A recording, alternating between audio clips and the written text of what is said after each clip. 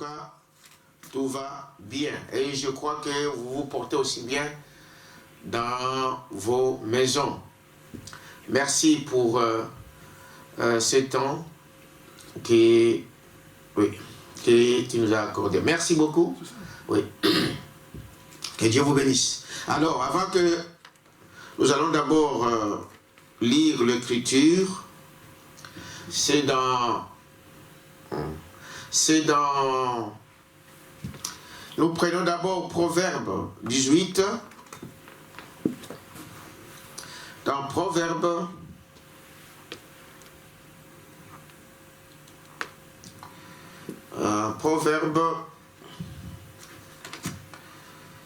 allez, oui.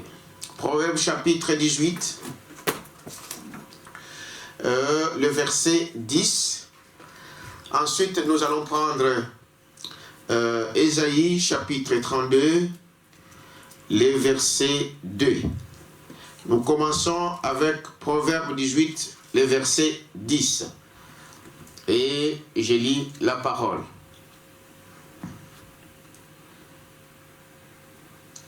Je lis la parole.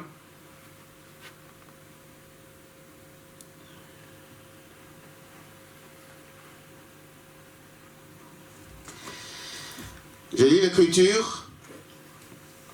18, 10. Le nom de l'Éternel est une tour forte.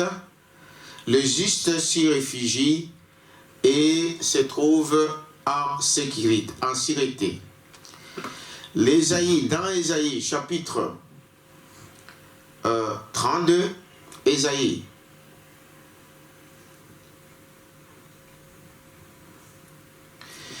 chapitre 32,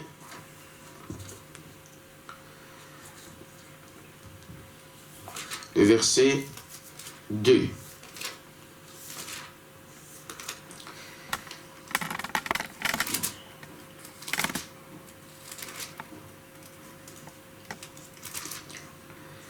Ésaïe chapitre 32 et le verset 2. Lisons la parole.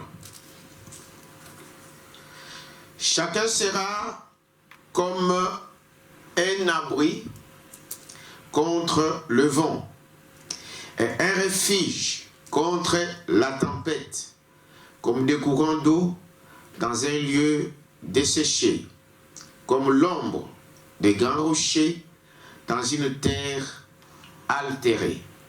Prions le Seigneur. Dieu notre Père Céleste, nous te remercions pour l'occasion que tu nous accordes encore ce matin, que nous puissions nous mettre en ce lieu ici pour parler et à tes enfants, à ton épouse qui entendent dans leur maison. Nous croyons, Père éternel, que tu connais toutes les choses et tout concourt au bien de ceux que tu aimes. Voilà pourquoi, Père, nous te remercions, Seigneur, pour cette occasion, que ta paix soit dans chacun de nous, dans nos maisons, dans le nom de Jésus-Christ, notre Seigneur. Amen. Amen. Voilà, que Dieu vous bénisse. Alors, ce matin, je voulais d'abord répondre à une préoccupation que un bien-aimé m'a posé une question. C'est de dire que, mes pasteurs, quelle a toujours été ta position par rapport au prophète Joseph? Alors, moi je crois que vous, les membres de cette église, vous le savez, que ma position a toujours été que de croire que Joseph, c'est un prophète. Pourquoi? Mais parce que Branham l'a dit, que Joseph, mon fils, tu es prophète. Je le crois de tout cœur. C'est depuis que j'ai écrit ce message et que j'ai compris ce message, j'ai lu le prophète, j'ai cru que Joseph Branham, c'est un prophète. Ça, c'est... Il n'y a pas d'équivoque. C'est un prophète dans notre temps ici. Mais Joseph Branham, selon ce que Branham fait, ma position, c'est lui de dire que Joseph Branham est un prophète comme Joseph en Égypte. Qu'est-ce que Joseph a fait comme prophète en Égypte? Joseph avait un rôle. Son rôle, c'était de distribuer la nourriture au temps convenable. Joseph Branham, son rôle, c'est de distribuer la nourriture, de distribuer la parole de Dieu à l'épouse à ces temps difficiles. Ça, c'est ma position. Je l'ai toujours dit, je le répète, que Joseph Branham, c'est comme Joseph en Égypte. Joseph en Égypte, qu'est-ce qu'il a fait comme prophète? C'était justement de distribuer la nourriture au temps convenable. Et c'est ce que le prophète Branham nous dit. Quand ses frères sont allés le voir, il a dit, non, je suis ici pour vous préserver de la vie, pour vous accorder de la nourriture. Et Joseph Branham aujourd'hui nous distribue la nourriture pour nous préserver de ces choses de ce monde, pour nous garder, pour que nous puissions garder la vie spirituellement parlant, bien sûr. Donc, voilà ma position, que Joseph Branham, c'est comme Joseph en Égypte, son rôle, c'est de distribuer la nourriture au temps convenable. Et Joseph, lui, il le sait. Joseph Branham le sait, que son travail, c'est celui-là. Donc, voilà pour ma position. Alors, ce matin, je vais parler sur laisser sortir la pression. Dans d'autres versions, vous allez voir, il est dit laisser échapper la pression, c'est le même message. Mais n'oubliez pas de ce que nous avons parlé vendredi, quand je vous parlais donc de ce petit message de vendredi. N'oubliez pas que celui qui est en nous est plus grand que celui qui est dans le monde. Celui qui est en nous, c'est Christ, c'est la parole. C'est cette parole qui est en nous. Il est plus grand que celui qui est dans le monde. Dans le monde, c'est le diable. Le diable, c'est une créature. Donc, si celui qui est en nous est plus grand, donc celui qui est en nous, il commande, il a créé les choses, il a fait tout ce que vous voyez. Alors, nous n'avons pas à avoir peur de ce qui se passe aujourd'hui dans le monde. Alors, mais ce matin, je voulais qu'on puisse parler, partager ce message ici. Laissez donc sortir la pression. C'est un message que Frère Branham a prêché le 13 mai 1962 à Jeffersonville, parlant de l'état des choses dans ce monde. Il est un rocher dans une terre altérée, un abri dans la tempête. C'est ce que nous venons de lire dans Ésaïe et aussi dans Proverbes. Il est un rocher, n'est-ce pas? Un rocher dans une terre altérée, un abri dans la tempête. Mais quand vous regardez déjà aujourd'hui ce qui se passe aujourd'hui, vous allez voir que il y a une pression sur les gens. Je vais lire les prophètes. Il y a une pression sur les gens. Dans ces messages, paragraphe, celui de 1962, parce qu'il y a plusieurs, à partir du paragraphe 34, il dit ceci, voyez. Ainsi donc, je me suis dit, que dirais-je à cette assemblée? Je me suis dit, ils sont probablement bien enseignés, surtout, n'est-ce pas? Sans doute, l'Église, l'épouse de Jésus-Christ est enseignée. Je le crois de tout mon cœur, que notre Église aussi est enseignée. C'est-à-dire que ces choses qui se passent, ce n'est pas une surprise pour l'épouse. Ce n'est pas une surprise pour les chrétiens. Et je le crois de tout cœur que cela est ainsi. Branham continue ici pour dire, mais il y a une pression sur les gens aujourd'hui. Une grande pression sur les gens aujourd'hui. Et cette pression n'a pas de restrictions ni de limites dénominationnelles. Elle n'a pas de limite d'âge. Elle ne fait exception des personnes. Voyez-vous, elle ne fait exception des personnes. Elle s'exerce sur les jeunes comme sur le vieux, sur les bons comme sur le méchant. Elle s'exerce sur tout le monde. Cette pression que nous sommes en train de subir aujourd'hui, cette pression est partout. Vous remarquez tout autour de vous, peu importe dans quel pays vous vous trouvez, que vous vous trouvez dans des pays développés ou sous-développés, comme les hommes ont toujours le temps de le dire, mais cette pression touche tout le monde.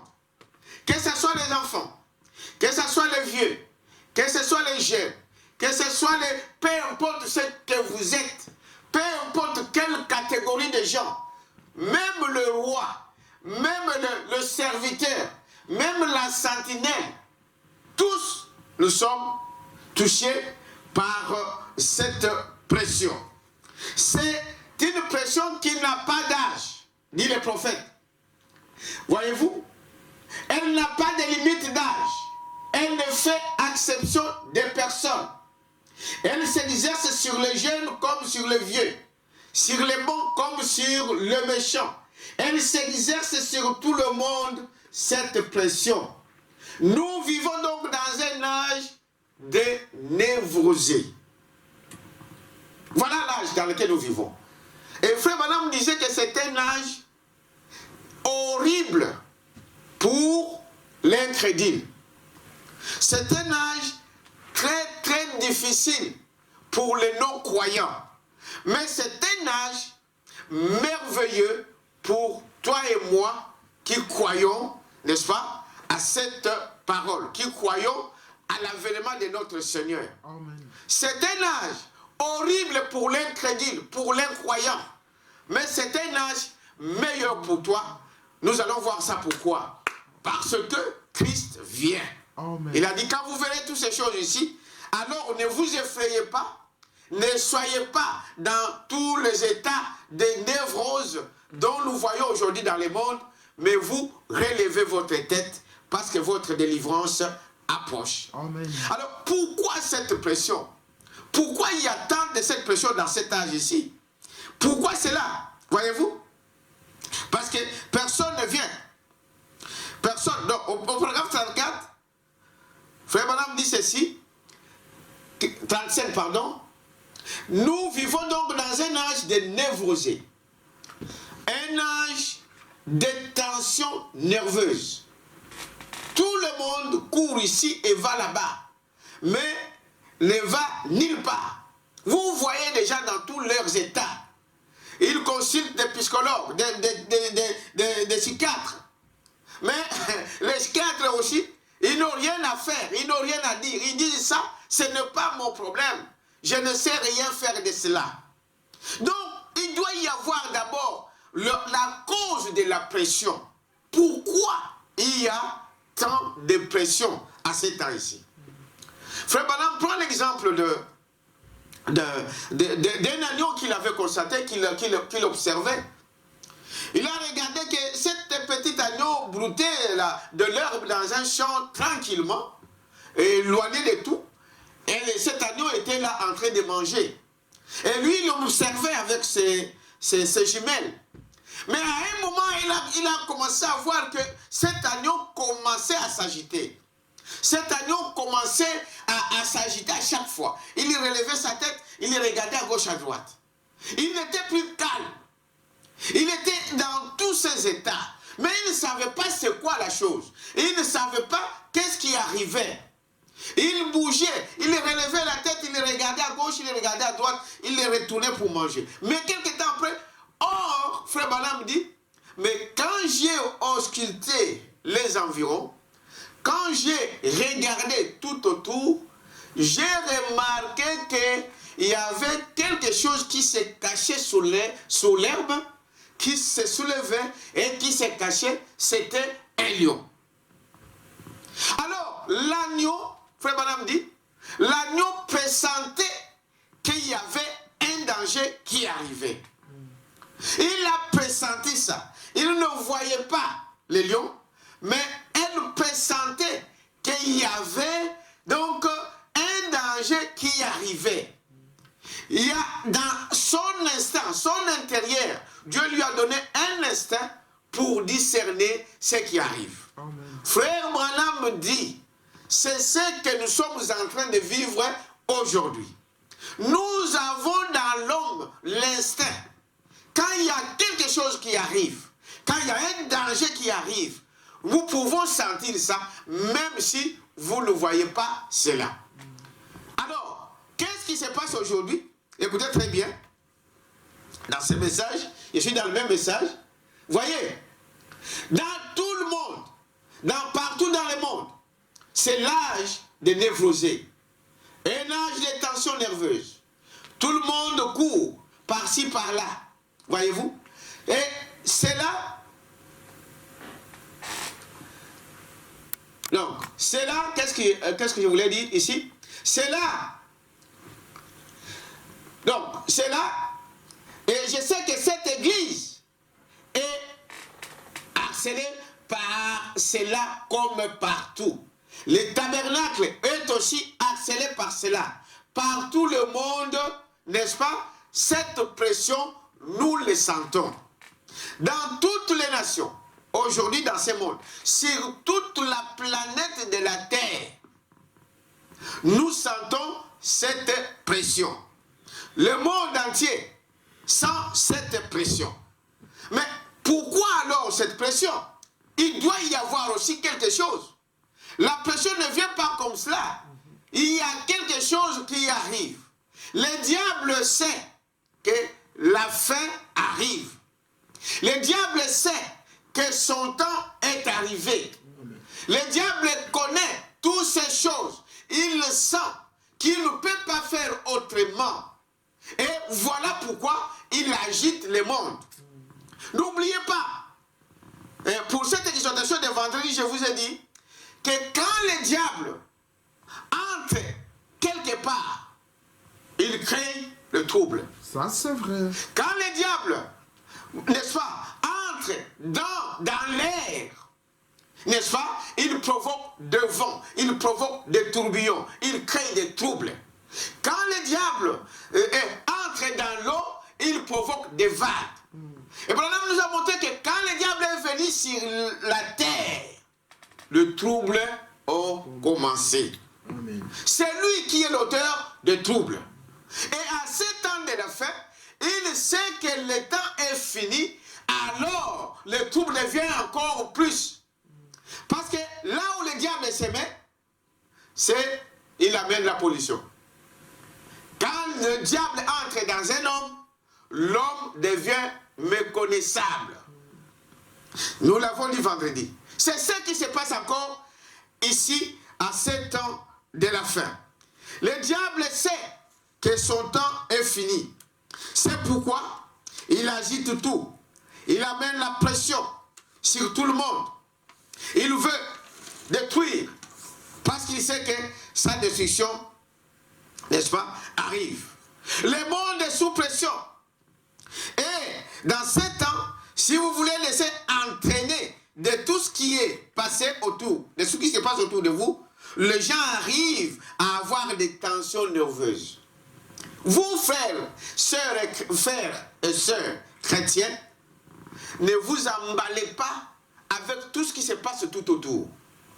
N'ayez pas peur de ce qui se dit à gauche, à droite. Cette période, des gens, si vous entrez dans cette danse du monde, voyez-vous, Frère Branham dit que vous risquez même d'avoir des tensions. C'est ce qui se passe déjà dans le monde. Vous risquez d'avoir des nerfs. Même des gens vont devenir fous. Parce qu'ils ne savent pas quoi faire. Mais pour toi qui crois cette parole, sois calme. Amen. Crois que Dieu, qui est l'auteur, qui est le prince de paix, est dans ta vie. C'est ça l'importance d'avoir Dieu en nous. Et Dieu nous a confirmé que celui qui est en nous, c'est lui qui est le plus grand de tout ce qui est dans le monde. Amen. Et celui qui est en nous, il est le prince de paix. C'est lui qui amène la paix. C'est lui qui est la paix. Il a dit, je vous donne ma paix. Pas comme le monde le donne. Voyez-vous?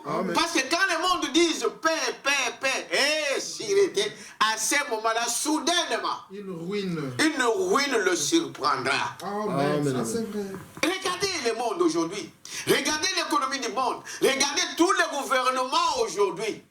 Ils pouvaient dire, mais nous sommes en paix. Nous avons gagné des guerres. Nous avons toutes ces choses. Nous avons une économie florissante. Mais soudainement, en un jour, frère, regardez, en un jour, la ruine est arrivée. Quel est alors l'impact de cela dans le monde aujourd'hui? En un jour, il n'y avait pas plusieurs jours, frère. Quand on vous a annoncé cette coronavirus, au jour au lendemain, on vous dit, à partir d'aujourd'hui, fini. Personne ne sort dehors. Personne ne peut avoir ceci. Personne, pour aller même au travail, vous devez avoir une attestation de votre employeur. En un jour. Votre vie, frère, Dieu peut l'arrêter en un jour. Même pas en un jour, à une seconde. Amen, ça c'est vrai. À quoi?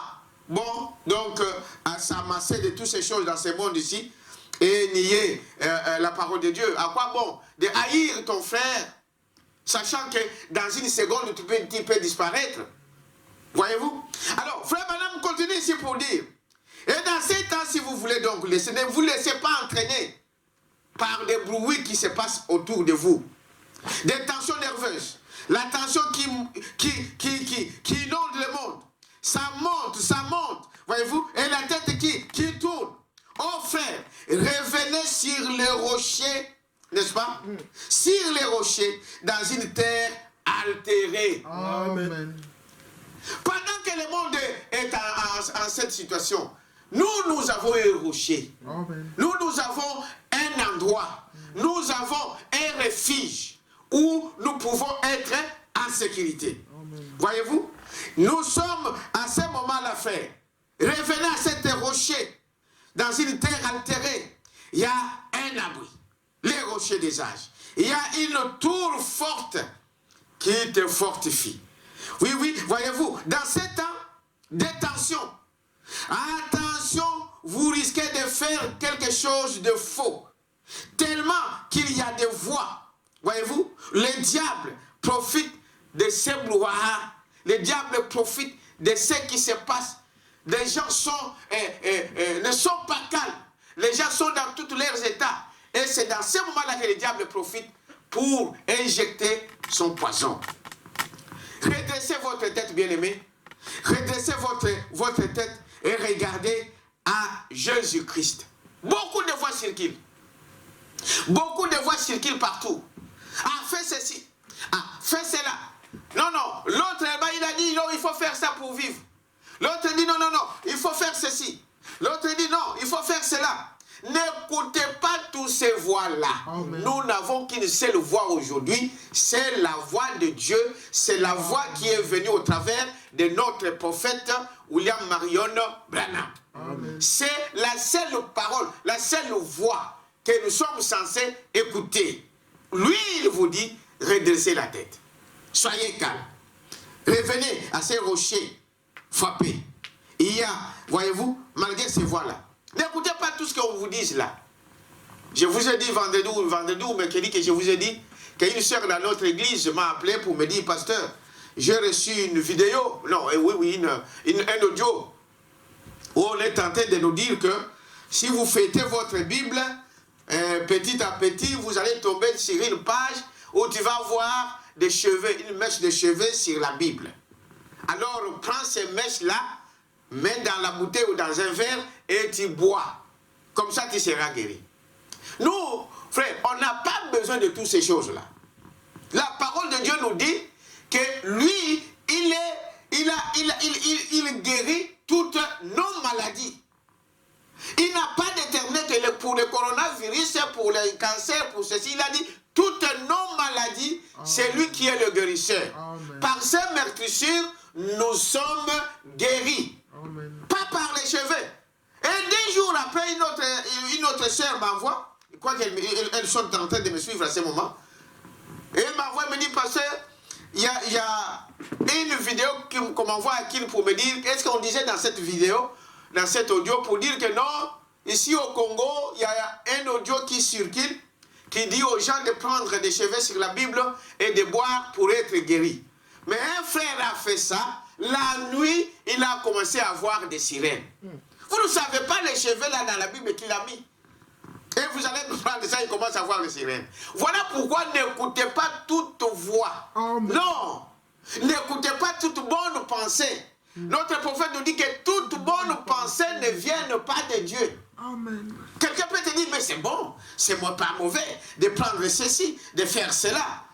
Une maman au Congo a tué 16 enfants parce que le voisin lui a dit que si tu prends le Congo Bololo, comment on appelle ça en lingala, frère? Citron. Kotungo là. Donc, Purgé. Purgé. Alors il a pris ça, il a mélangé avec les citrons, avec tout, et il a purgé ses enfants. À la minute, quelques minutes après, les enfants, pensant qu'ils vont dormir, c'est la mort. N'écoutez pas n'importe quelle voix. Branham dit, même si tu attends une voix audible, si tu attends une voix audible, vérifie que cette voix-là est conforme à la parole de Dieu. Amen. Si cette voix-là est contraire à la parole, mets ça de côté. Amen. Dites amen à ça. Amen. Il dit, voyez-vous, c'est le temps dans lequel nous sommes en train de vivre. Laissez sortir la pression. Sinon, n'est-ce pas, le bouillard va éclater. Voyez-vous, c'est comme quelqu'un qui met le bouillard dans l'eau.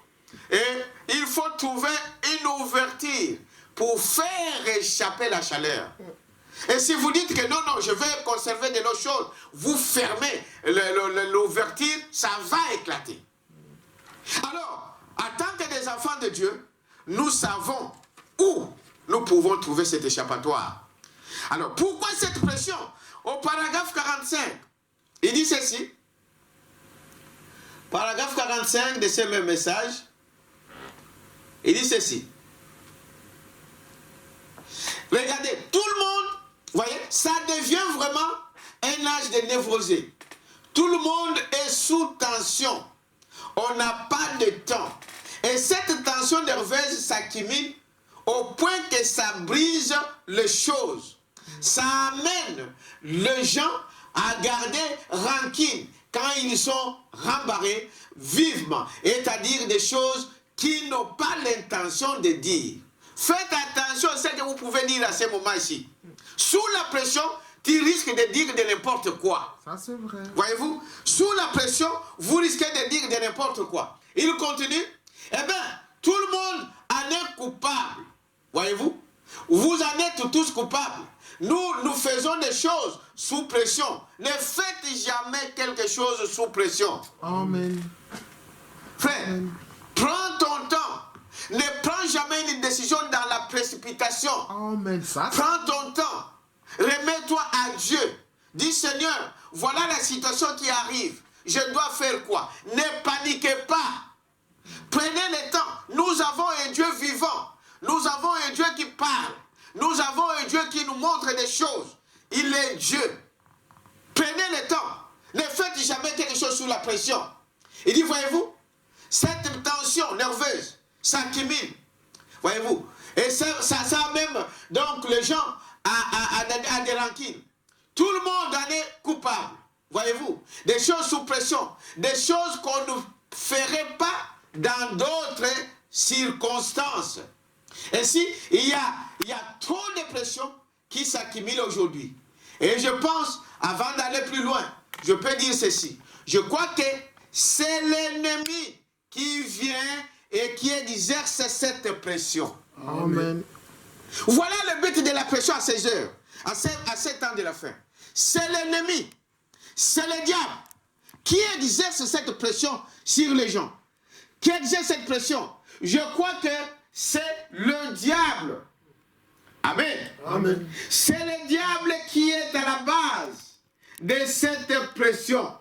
C'est lui qui exerce la pression sur les gens. C'est lui qui amène cela sur les gens. Et pourquoi? Mais nous allons le découvrir tout à l'heure. Pourquoi il amène cela? Voyez-vous? Voyez, il y a trop de pression qui s'accumulent. Et je pense, avant d'aller plus loin, je peux dire ceci. Je crois que c'est l'ennemi qui vient et qui exerce cette pression. Je crois que c'est le diable. Amen. C'est lui. Et nous savons que la venue du Seigneur est proche. Amen. Ça, c'est vrai. Vous comprenez, n'est-ce pas? Amen. Le diable sait que Jésus est à la porte. Que Jésus peut arriver avant même la fin de cette journée. Quelque part, j'ai lu l'autre jour, je le disais, Frère Branham disait que peut-être que c'est pendant le fléau qu'il y a eu enlèvement que Dieu a fait sortir ses enfants de l'Égypte jusqu'à la terre promise. C'est pendant le fléau. Qui sait si cette journée peut terminer sans que Jésus ne vienne? Voilà pourquoi il y a tant de pression aujourd'hui. Parce que le diable sait, il sait que ces jours sont arrivés à la fin. Je vous l'ai dit au paragraphe 47. Voyez-vous? Il dit, voyez, ça s'accumule. Et nous savons, 47, et nous savons que la venue du Seigneur est proche. Et la Bible dit que dans les derniers jours, le diable rôde comme un lion rugissant. Et s'il peut vous amener à être sous pression, voyez-vous, à vous empresser, à écraser quelque chose, vous prendrez donc des décisions que vous n'auriez pas prises si vous n'étiez pas sous cette pression. Amen. Réfléchissez-y. Dites amen à ça. Amen. Le diable, il sait ça. Il sait que son temps est fini. Alors, c'est pourquoi il met la pression. Il devient furieux. N'est-ce pas? Comme un lion. Regardez, quand le lion a trouvé un cible, donc il le tourne tout autour. Il peut faire tout ce qu'il veut pour avoir cette cible-là. Il tournera tout autour. C'est le moment, c'est dans les derniers jours ici, que le diable rôde tout autour pour dévorer qui il peut.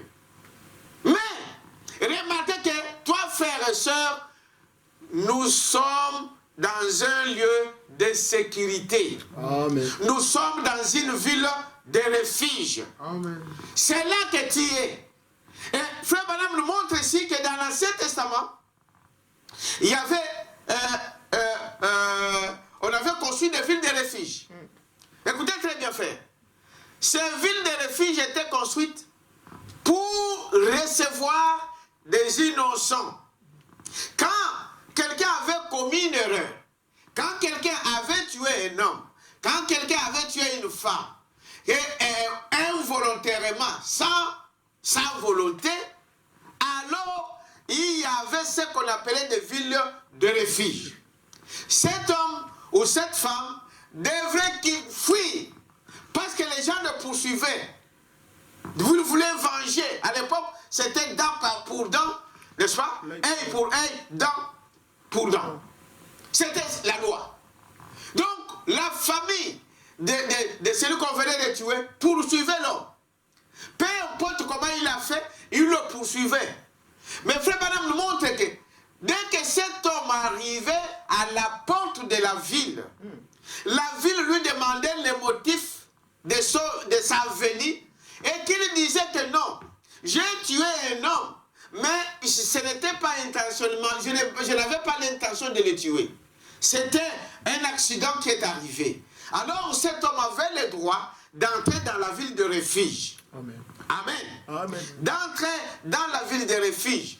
Et dans cette ville de refuge, il avait toute la protection. Personne ne pouvait venir dans cette ville et l'arrêter. Il était sous protection. Amen. Parce qu'il était innocent. Personne ne pouvait venir le faire sortir de l'endroit où il était pour dire que non. Même si la famille venait, ils arrivaient là à la porte À la porte, on leur demandait. Ils disaient, non, nous poursuivons cet homme. Il a tué notre frère. Il a tué notre soeur. On lui disait que non, voilà, cet homme ne l'a pas fait exprès. Même s'ils étaient combien, ils ne pouvaient pas entrer dans cette ville-là pour aller prendre cet homme. Frère Branham nous montre qu'aujourd'hui, il y a des fois le diable te poursuit. Au moment où toi tu es innocent. Amen. Oh, il t'avait dit, tu as péché, tu as tué, tu as fait ceci. Mais quand il sait que ce n'est pas toi, Branham le dit chez les Écritures ici, où il dit, il y a de ces gens-là qui font des choses, mais qui ne veulent pas les faire. Amen. Mais malgré eux, ils arrivent à faire des choses qui sont fausses. En fait, c'est le diable qui le fait faire ces choses. Amen. Mais l'homme lui-même, il est innocent. Amen. Voilà, frère Branham dit, ta ville de refuge, c'est d'entrer en quoi? En Christ. Amen. D'entrer en Jésus-Christ. Parce que tu es innocent. Celui qui fait ces choses en toi, c'est le diable. Amen. Paul a dit cela. Une fois, Paul a dit cela. Il a dit, je veux faire du bien, mais je n'arrive pas. C'est le mal que je ne veux pas qu'il m'arrive. Voyez-vous? C'est dans les évangiles. Il a dit, mais je n'arrive pas à comprendre ça. Hein? J'ai envie de faire du bien. Je veux dans mon cœur faire du bien, mais c'est le mal qui arrive. Voilà, il dit, cet homme, son âme est innocente. Le diable prendra, il haït la récompense de ce qu'il fait. C'est ça que la Bible dit encore aujourd'hui. Aujourd'hui, notre ville de refuge, c'est Jésus-Christ. C'est la parole de Dieu. Amen. Nous sommes en sécurité dans ses noms. C'est une tour forte Amen. Amen. dans laquelle nous sommes en sécurité. Donc, ne craignez rien. Croyez que Dieu est avec nous. Voyez-vous, aujourd'hui les gens, frère Branham continue ici pour dire, écoutez, 47. Et nous savons cela, voyez-vous, la venue du Seigneur est proche. Voilà pourquoi nous avons tant de pression aujourd'hui. Le diable sait que son jour sont finis. Voyez-vous, il écrase chaque chose. Voyez-vous, vous prendrez donc des décisions. Ne faites pas des choses pendant la pression. Amen. Ne prenez pas une décision pendant que vous êtes en colère. Amen. Frère Branham nous Ça, dit, c'est même dans nos foyers, ça peut vous arriver. Pendant que tu es nerveux, pendant que les choses ne marchent pas avec Dieu maman, te bénisse, parce les que- choses ne marchent pas avec votre épouse, les choses ne marchent pas avec votre mari, n'allez pas vite en béjol. On dit aujourd'hui c'est terminé. Aujourd'hui moi je pars. Aujourd'hui moi je fais ceci. Aujourd'hui je prends cette décision. Ne prenez jamais une décision sous la colère. Amen. Amen. Vous allez accomplir la volonté du diable. Amen. Prenez votre temps, asseyez-vous, mettez votre problème devant Dieu. Amen. Dieu va vous aider. Amen. Amen. Même avec nos enfants, ne prenez pas de décisions. Ne dites jamais de mauvaises choses sur vos enfants pendant que vous êtes en colère. Ah, toi là, toi vraiment, tu ne seras pas marié, toi. Toi, tu seras une prostituée. Toi, tu ne feras pas ceci. Toi, tu ne feras pas ça. Ne faites jamais de telles choses. Toi, tu n'es pas intelligent. Tu n'es pas intelligente. Ne faites jamais ces choses. Prenez votre temps. Et vous allez voir après que non, c'est le diable qui vous met sous pression pour faire de telles choses. Voyez-vous, restez calme, bien-aimés. Aujourd'hui, les médecins n'ont pas de réponse. Les médecins n'ont pas de réponse à toutes nos questions, à toutes les questions que l'homme peut se poser. C'est Branham qui l'a dit. Ils n'ont pas de réponse. Il doit y avoir une réponse quelque part. Ce n'est que normal. Parce que s'il y a une question, il doit y avoir une réponse. S'il y a un problème, il doit y avoir, n'est-ce pas, une solution quelque part. Dieu a fait le monde ainsi. Dieu a fait des choses ainsi. Quand vous avez soif, il doit y avoir quelque chose pour étancher votre soif. Ça, c'est la loi de Dieu. Quand il y a une question, il y a une réponse quelque part. C'est pourquoi Paul disait que je vous ai donné tout le conseil de Dieu. Branham vient, il nous répète la même chose. Je vous ai donné toute, n'est-ce pas, toute la parole, toutes les révélations de la parole. Donc, tout ce que nous pouvons poser comme question, nous avons avons la réponse dans la parole. Vous allez dire, mais comment un homme ne peut pas avoir la réponse à tout? C'est vrai. Mais si vous cherchez, si vous croyez, il y a un qui a la réponse pour ce que nous pouvons nous poser. Frère Branham dit ici, au paragraphe 53, je saute beaucoup de choses pour y aller. Donc, alors, il dit ceci. Écoutez très bien.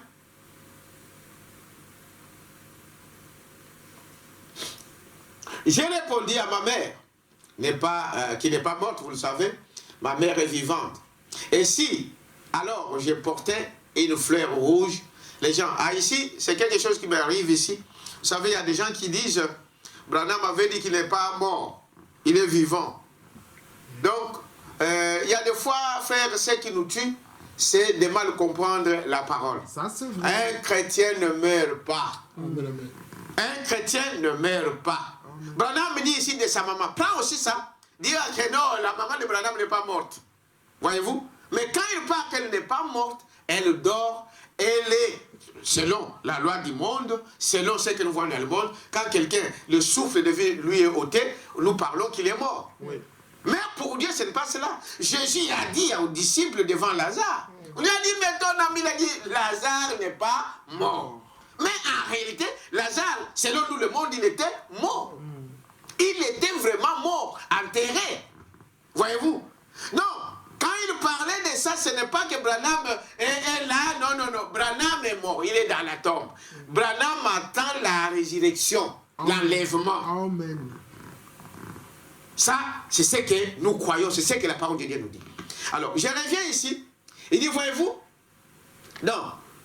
Au paragraphe 53, donc, je disais, vous voyez, ma mère n'est pas morte, hein, vous voyez, ma mère est vivante. Et si alors je portais une fleur rouge, les gens diront, donc, je pensais que votre mère était morte, pour éviter donc de le mettre, n'est-ce pas, dans la confusion et d'accumuler plus de pression. J'ai laissé tomber tout cela. Vous voyez, elle n'est pas morte, elle dort. Elle est avec Christ. Et alors, l'âge nerveux 54, des nervosités dans lesquelles nous vivons. Voyez-vous? Et vous savez, dans tout ceci, le médecin n'a pas de réponse. Ça, c'est vrai. Amen. Amen. Amen, amen. Les médecins n'ont pas de réponse. Mais nous sommes en train de vivre ces choses-là en live. Nous qui sommes arrivés à ces jours ici, nous sommes en train de vivre ces choses. Vous allez à l'hôpital, le médecin te dira non. Ici, je n'ai pas de solution. Retourne à la maison, va attendre la mort. Ils n'ont pas de réponse. Frère Madame dit qu'ils vont vous donner quelque chose pour juste vous calmer.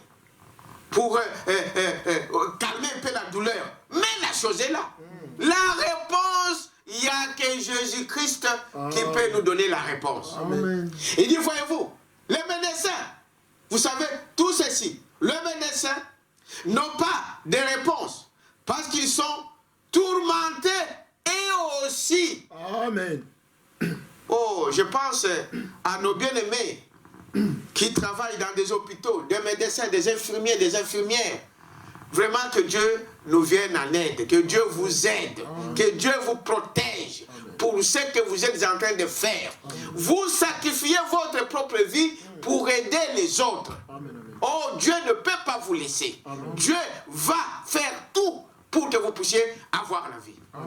Sincèrement, bien-aimés, ils n'ont rien à faire. Ils n'ont pas de remèdes. Ils ne peuvent rien. Mais ils sont là au premier plan. Et ils savent que ce virus-là ne pardonne pas. Il ne choisit pas de couleur, ni blanc, ni rouge, ni jaune, ni noir. Voyez-vous?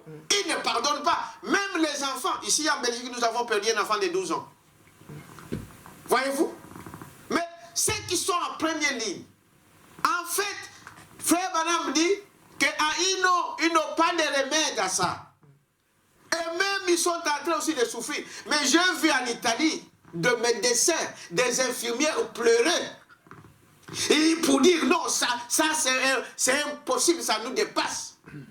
Et même aussi, ils sont dans cet état de nervosité. Voyez-vous, Il faut prier pour nos bien-aimés qui travaillent dans des homes de repos, des aides-soignantes qui sont là pour aider ces vieillards.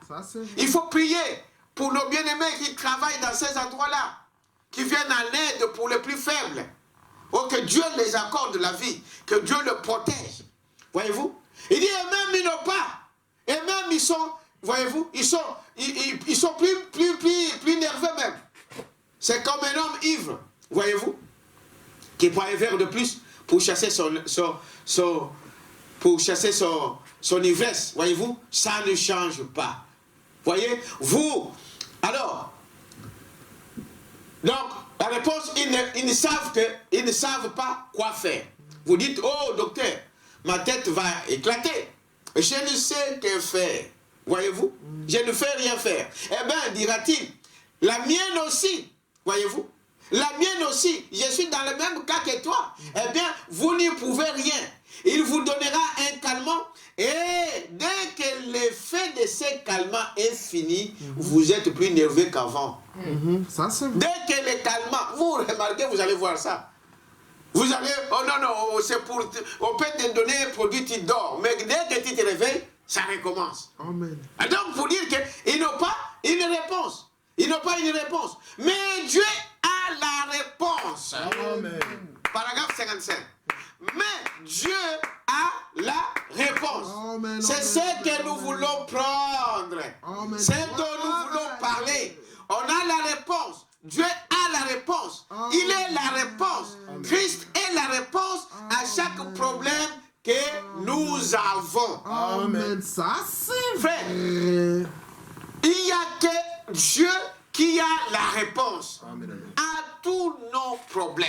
Il n'y a que Christ qui peut nous répondre. Il n'y a que Christ qui peut venir à notre aide. Il n'y a que Christ, la parole. Il n'y a que Dieu qui a la réponse. Il n'y a que Dieu a la réponse. C'est ce que nous voulons. Voyez-vous? Dieu a la réponse. Il est la réponse. Amen. Très, très important. Pas qu'il a la réponse, mais Dieu est la réponse lui-même. Ça, c'est vrai. Dieu est en moi, Dieu est en toi. Frère, ça bannit la crainte. Amen. C'est ça Dieu. C'est ça que nous voulons. Amen. Il est lui-même la réponse. Amen. Voilà pourquoi, Amen. lisez la parole de Dieu, vous allez voir. Il faut que Dieu soit à nous. Amen. Que cette parole puisse se faire chair à nous. Comme il était dans Jésus, comme il était dans tous les prophètes, comme il était dans tous les enfants de Dieu. Amen. Il est la réponse. Il n'a pas que la réponse, mais lui-même Dieu, il est la réponse. C'est le verbe être. Il est la réponse. Amen. Donc si j'ai Dieu à moi, j'ai J'ai la la réponse. Amen. Amen. Que Dieu soit béni. Amen. Oh, que Dieu soit béni pour cela. Amen. Il est la réponse. Voyez-vous, il est la réponse. Christ est la réponse à chaque problème que nous avons. Et bien maintenant, nous allons parler donc de cela. Dans l'Ancien Testament, c'est ce que je vous ai dit ici, un homme pouvait donc accumuler la pression. Mais quand il trouvait ce lieu de refuge, il était en sécurité. Le seul endroit où nous sommes en sécurité, bien-aimés, c'est dans la parole de Dieu. Amen. C'est en Christ. Amen. Le seul endroit où nous sommes protégés, où nous sommes en sûreté, c'est dans la parole de qui? De Christ. Amen. Voyez-vous? Voyez-vous? Et là, tout celui qui était dans cette ville de refuge, tout ce qui était dans la ville lui appartenait. Amen. Retenez très bien. Tout ce qui était dans la ville lui appartenait. Donc lui dans la ville, il n'avait pas à aller chercher, bon je vais acheter de l'eau ici, je vais chercher, non, tout lui était donné, tout était pour lui. Quand vous êtes en Christ, tout nous appartient. Nous sommes des héritiers. Nous sommes les héritiers. Donc tout ce que Christ a, il a déversé à l'église. Et Est-ce que vous savez cela? Amen. Tout, quand tu es en Christ, frère, tu possèdes toutes les promesses de Dieu. Tout. Amen. Ça, Toutes les promesses, c'est pour toi. Amen. Il dit, voyez-vous, c'est ce qui est arrivé à ces gens-là. C'est ce qui est arrivé à cette époque-là. Oh, ainsi, cet homme ne pouvait s'arrêter nulle part. Il était fugitif, voyez-vous, et il ne savait que faire. Et se mettait en fuite. Un véritable type d'aujourd'hui. Amen. Amen. Amen. Un véritable type de quoi? D'aujourd'hui.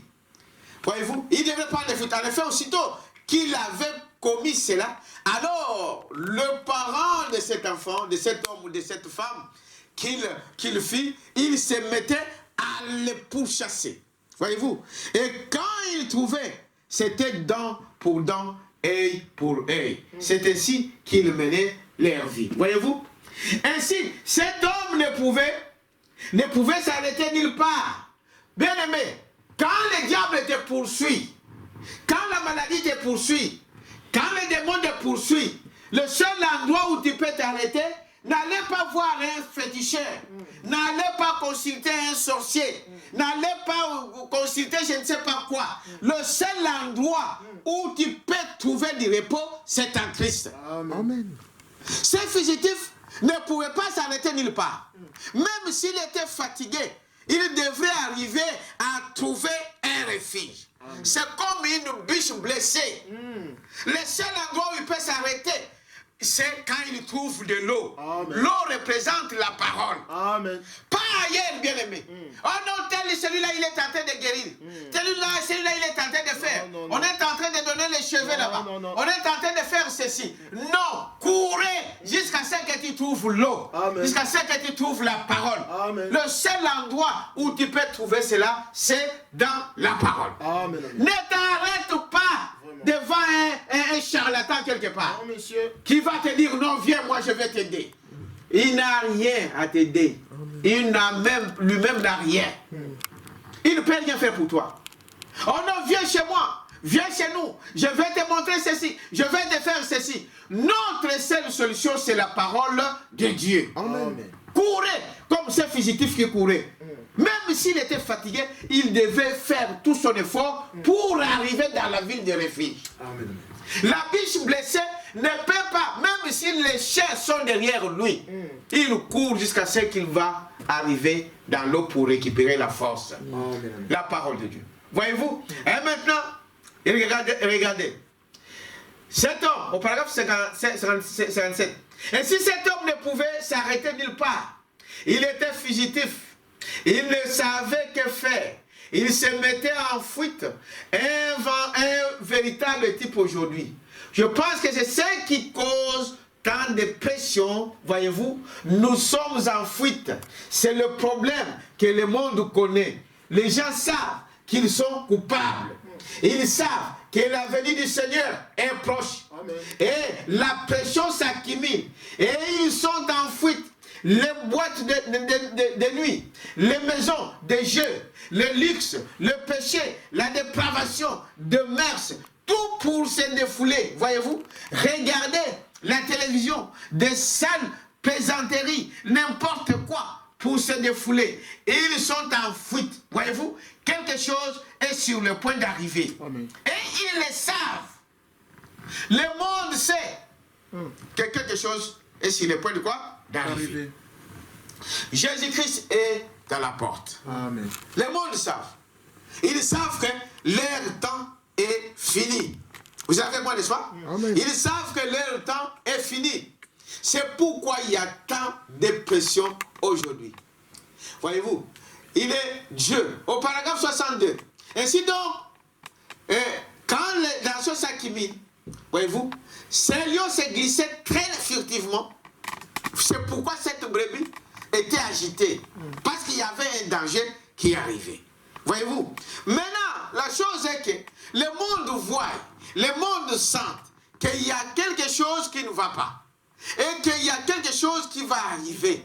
Mais au lieu de s'asseoir, n'est-ce pas? D'observer, de regarder. C'est quoi les dangers?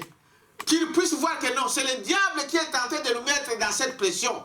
C'est le diable qui est derrière cette pression, de fuir de fuir vers qui? Vers Christ.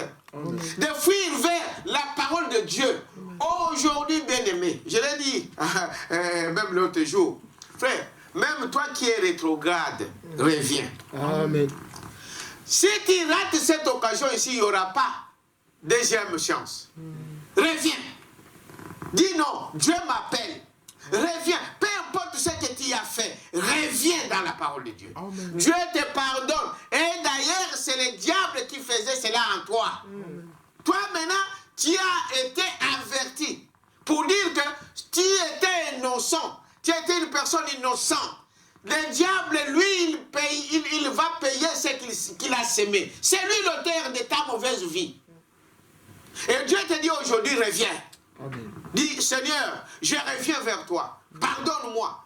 Frère, peu importe, vous qui restez dans vos maisons, qui attendez l'enlèvement dans la maison, frère, revenez dans la parole. Il n'y aura pas d'enlèvement si tu n'es pas dans la parole. Amen. Ça, Impossible, impossible. Ça, c'est vrai.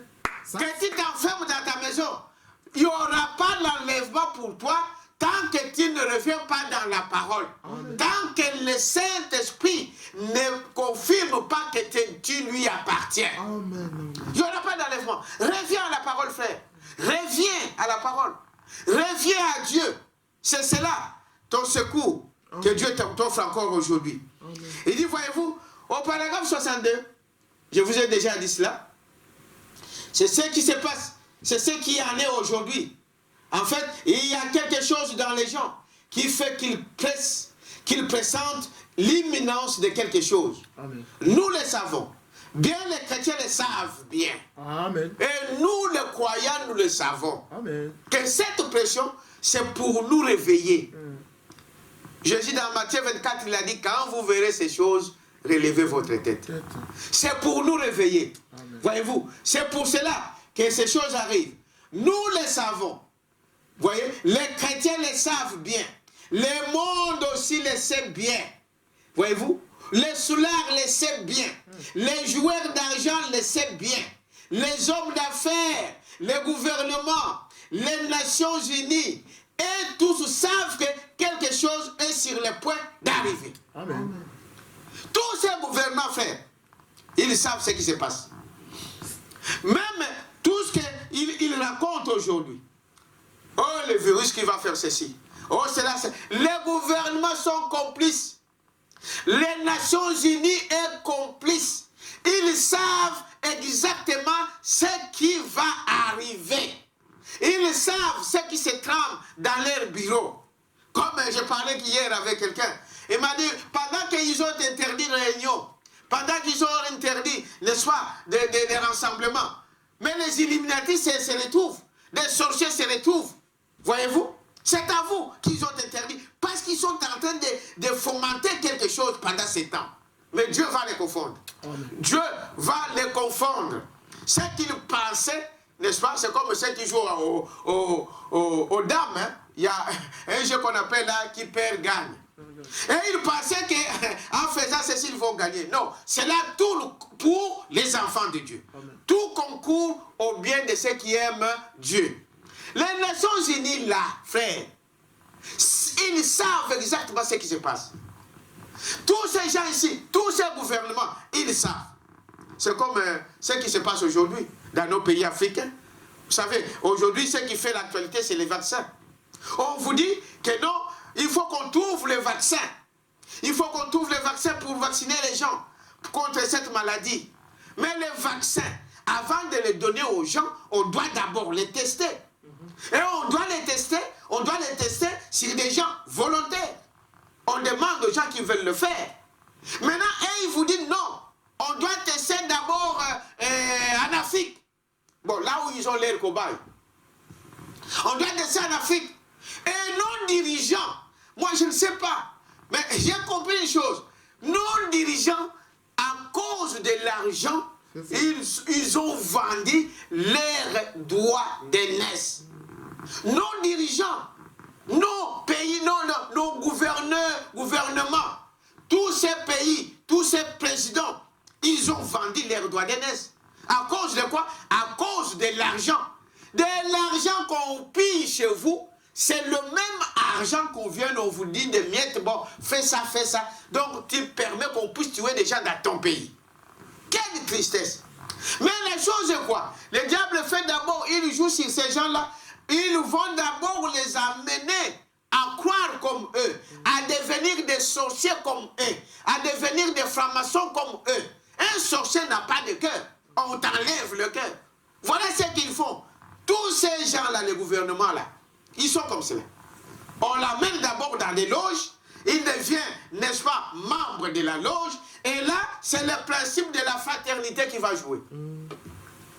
Donc, c'est mon frère. Ils ont leurs frères aussi.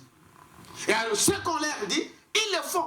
Ils sont capables de tuer leur famille à cause de l'argent. Et l'argent, c'est la source de tous les maux. Ah, ça, c'est vrai. C'est la Bible qui le déclare. Ça, c'est vrai. Même si l'homme a de l'argent, ils ont des milliards, mais il cherchera à avoir encore de l'argent. C'est maman. L'homme adore l'argent. C'est ce qui se passe aujourd'hui. On peut sacrifier tout un peuple à cause de l'argent. Mais il faut que le peuple lui-même puisse comprendre aujourd'hui. On n'est pas deep aujourd'hui. Et le peuple n'est pas deep aujourd'hui.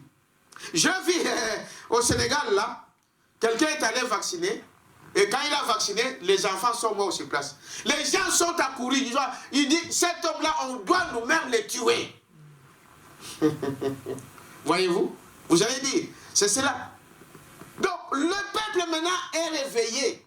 Le peuple va se prendre en charge. Ils vont dire non à ces vaccins. Oh non, on va amener des soldats avec de ceci et de cela. Non, le peuple il voit les choses aujourd'hui. Aujourd'hui, des nouvelles sont partout, à la minute. Quand quelqu'un a toussé ici, tout le monde est au courant qu'il a toussé.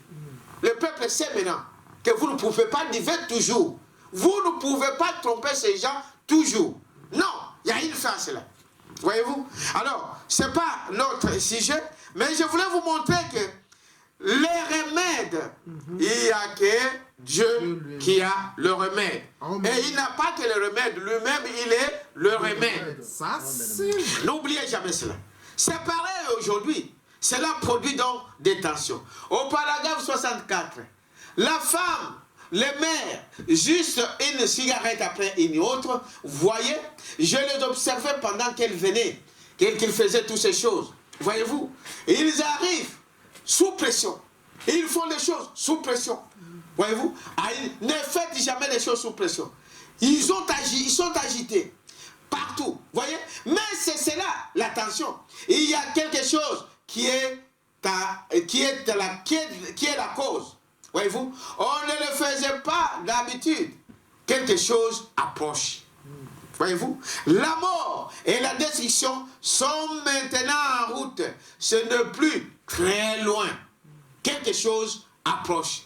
Voyez-vous, la tempête approche. Eh bien, dans l'Ancien Testament, Dieu voyait que certains forfaits étaient, n'est-ce pas, étaient commis par inadvertance. C'est comme ce que je vous ai expliqué tout à l'heure.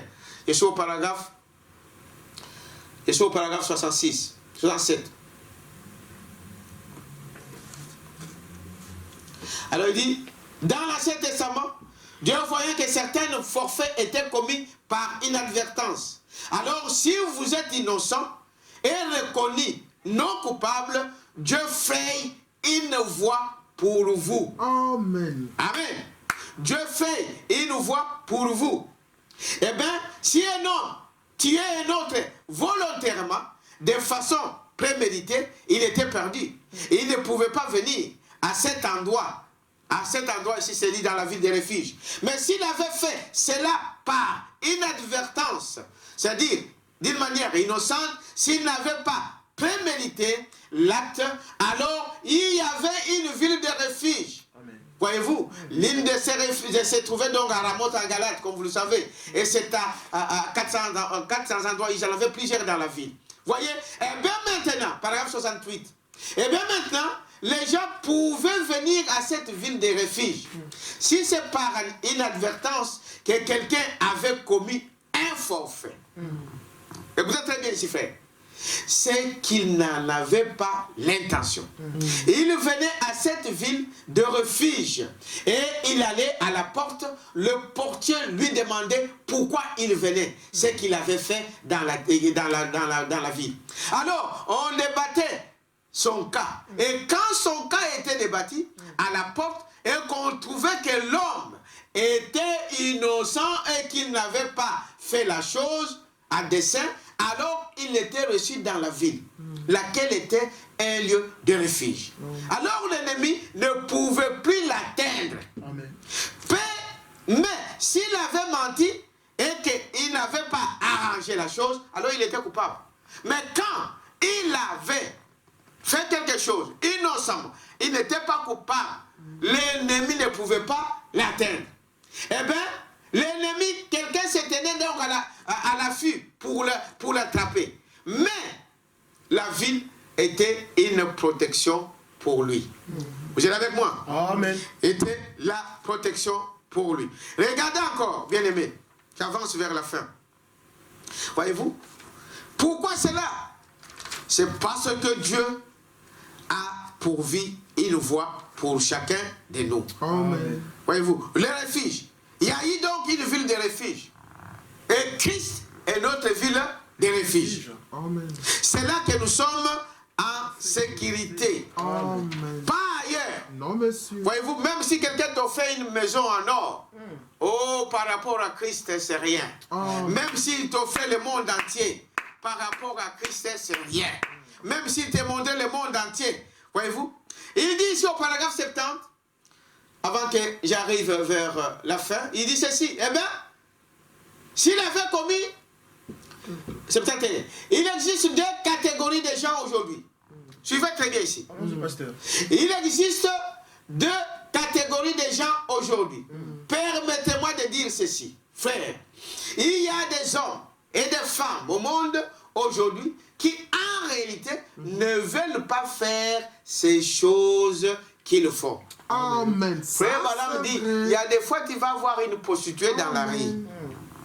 Mais en fait, quelque chose lui a obligé de faire la prostitution. Mais en elle-même, ce n'était pas des circonstances ont fait qu'elle puisse se trouver dans la rue. Et aujourd'hui, nous avons tous les éléments qui nous montrent combien de nos sœurs, combien de nos frères qui se retrouvent dans ces choses-là, pendant qu'ils n'ont jamais pensé à faire ça. Oh, miséricorde. Vous entendez des proxénètes aujourd'hui.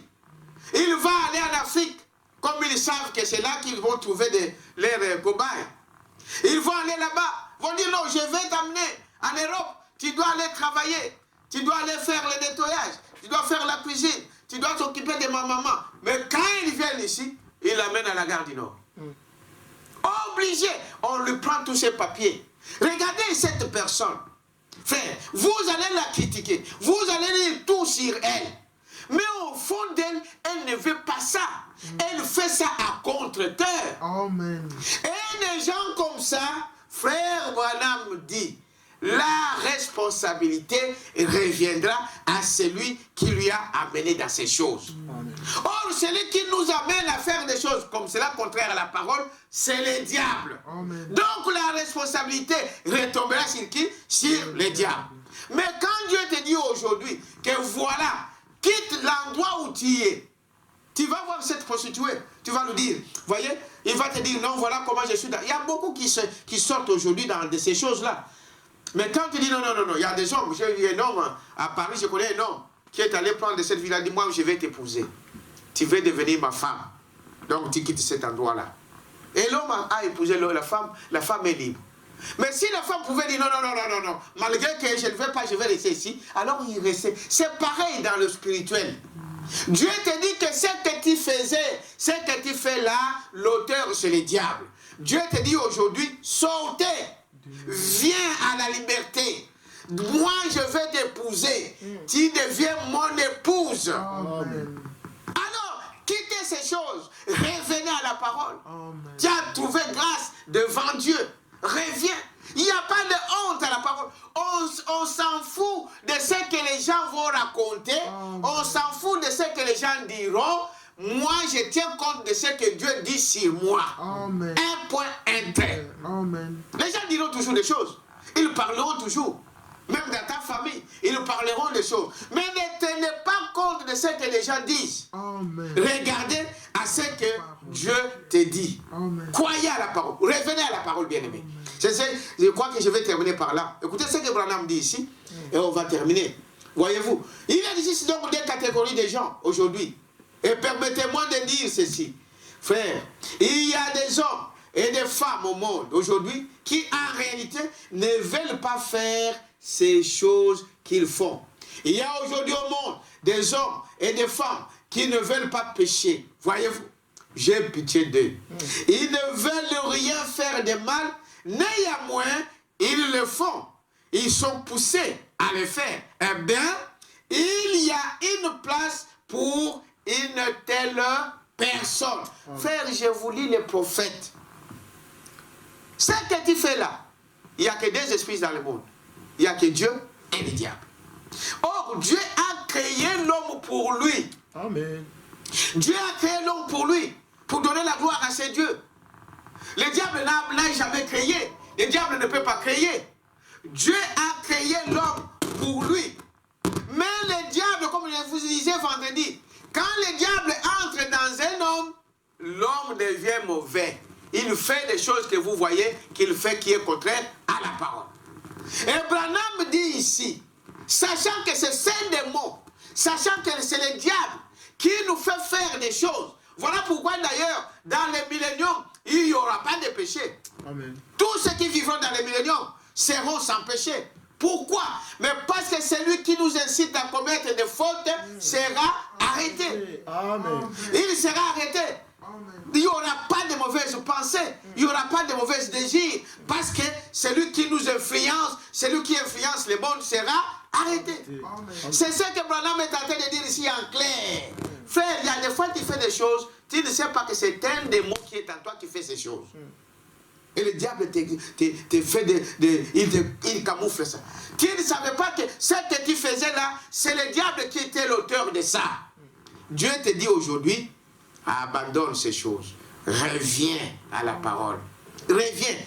Il devient ton époux. Savez-vous cette histoire de ceux qui parlent de Rahab et des choses comme cela, qu'il est allé prendre un étranger et des choses comme cela. Rahab, quand il est arrivé, il est devenu la femme d'un général israélite, la descendante de David. Voyez-vous? On n'a pas dit que non. Voici pourquoi. Parce qu'il a compris qu'il était esclave, qu'il ne pouvait rien faire dans cet état. Les circonstances de sa famille, ses parents étaient pauvres. Alors cela lui a poussé à faire ces choses. Mais le jour où elle a compris qu'il y avait un Dieu qui pouvait les délivrer, elle a cessé ces choses. Amen. Elle est devenue aujourd'hui de descendance. Je peux vous citer tout ce qui est sorti de Rahab. Vous serez étonnés. Ma soeur, mon frère, reviens à la parole. Jésus a besoin de toi. Pas demain, aujourd'hui. Dis Seigneur, je reviens vers toi. Je reviens. Tel que je suis, je reviens. Et ce soir, que Dieu puisse vous bénir. N'oubliez pas cela, frère.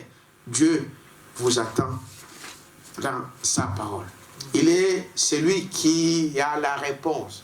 La réponse, c'est Dieu lui-même. Voilà ce que je pouvais vous dire aujourd'hui. Que la paix de notre Dieu soit sur vous, dans vos maisons, dans vos cœurs, partout où vous êtes. Et prenez le temps donc de prier. Prenez le temps d'avoir un temps d'intimité avec votre Dieu. Notre Dieu écoute nos prières. Nous allons prier, que Dieu vous bénisse. Dieu, notre Père Céleste, je peux dire ce soir, comme ta parole dit, Père éternel, cet après-midi, comme ta parole dit, je reviens vers toi. Je reviens. Que ma soeur revienne, que mon frère revienne. Que nous puissions dire, je reviens. Parce que la pression est tellement forte que les gens sont troublés et qu'ils ne savent pas quoi faire. Mais oh Dieu, toi tu as promis une ville de refuge. Toi tu as promis oh Dieu, un endroit où nous sommes en sécurité. Tu as promis, Père éternel, qu'en toi nous sommes en sécurité. En Christ nous sommes en sécurité. Oh Dieu, fais-nous comprendre ta parole, que nous puissions vivre pour ta parole. Bénis, Père éternel, tes enfants qui se sont sacrifiés encore cet après-midi, oh, pour écouter cette petite brève de parole qui est sortie par-ci, par-là. Que tu puisses les mettre dans leur cœur et qu'ils puissent savoir, Père éternel, que tu es Dieu. Sois béni, Père éternel, sois glorifié, que ta paix, Seigneur, soit dans nos maisons. Guéris nos malades, guéris, Père éternel, ceux qui sont malades. Bénis nos bien-aimés qui travaillent, oh, pour aider les autres, nos infirmiers, nos médecins et tous ces gens-là qui sont au front. Que ta main puissante, Seigneur, soit sur eux. Bénis notre église Agapao Tabernacle. Bénis l'épouse de Jésus-Christ. Bénis le fils du prophète. Bénis Joseph, le prophète. Bénis tout, oh Dieu, dans le nom de Jésus-Christ, je te demande ainsi. Amen.